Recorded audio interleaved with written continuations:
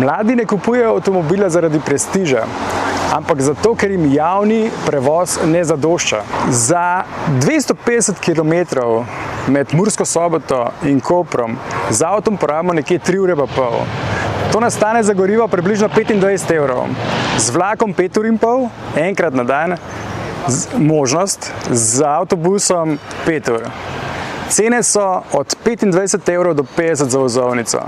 Evo, to je eden od razlogov, zakaj mladi kupujejo avto in se ne peljejo z javnim prevozom.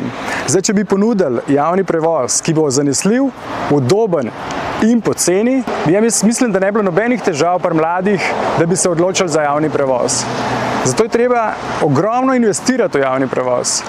Povezati različne oblike javnega prevoza, karto, vozovnico, ki bo vključevala vse oblike javnega prevoza, tudi mestni promet, in še posodobiti linije mestnega potniškega prometa. To mislim, da je način, da rešimo in spravimo mlade na javni prevoz in da ne bodo več uporabljali avtomobila, ker zdaj z avtomobilom dosegajo pač svojo mobilnost.